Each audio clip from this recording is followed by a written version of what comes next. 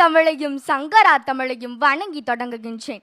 நான் ஏற்றுக்கொண்ட தலைப்பு கவிராஜனை தாக்கிய கஜராஜன். எப்படி என்றால் பாரதியை தாக்கிய யானை. ஆனால் பறக்கும் சிந்தனைகளை கனமான முண்டாசுக்குள் அடக்கி வைத்து அறம் பாடி திறம் படைத்த கவிராஜனே, வரலாற்று பிழை செய்த கஜராஜன் வந்திருக்கிறேன். ஆகாயத்திற்கு அப்பாலே பறக்கும் வல்லூரணி, இடி ஓசையில் கொட்டும் மழை கூட உன்னை தீண்டி பார்க்க தீயை துணை களைத்து வரும் நெருப்பு நீ. மன்னன் மணிமுடிகள் பதுக்கி வைத்த சிம்மாசனம் நீ.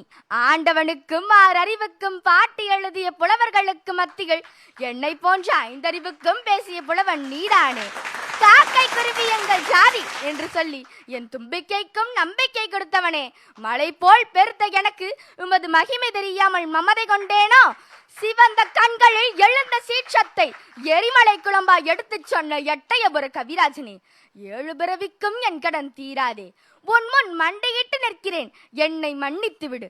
பெற்று விட்ட பிள்ளைகளுக்கும் கால்பசியை போக்கியவனே, ஏற்றுக்கொண்ட மனைவிக்கும் கவிதை சோறு போட்டவனே, என்ன செய்வேன் நான்? கவிராஜனை இடறிய கஜராஜன் நான் என்று காலத்தினும் அழியாத கரும்பெயரை பெற்றுவிட்டேன்.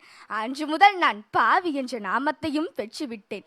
வள்ளுவனுக்கு இல்லாத நெருக்கடி உனக்கு இருந்த போதும், இளங்கோவிடம் இல்லாத புரட்சி உனக்கு இருந்த போதும், கம்பனுக்கு கிடைத்த உதவி எதுவும் உனக்கு வாய்க்காத போதும், மூவரும் இல்லாத மண்ணில் தமிழகத்தை தலை நிமிர வைத்த தலைப்பாகை கொண்ட தலைமகனே, என் துதிக்கை உண்மையில் படாமல் இருந்திருந்தால் இன்னும் 10 ஆண்டுகள் கூடுதலாய் வாழ்ந்திருப்பாய். இந்த பைந்தமிழுக்கு இன்னும் 10,000 கவிதைகளை கொடுத்திருப்பாய். அச்சம் தவிர்த்தவனை அப்படியே சாய்த்து விட்டேன்.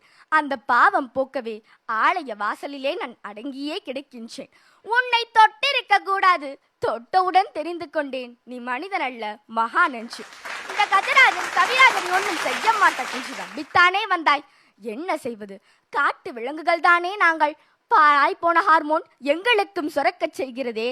கை குழந்தையாய் இருந்தாலும் கடம் எடுத்து வந்தாலும் கண்ணியத்தோடு தானே இருந்தோம்.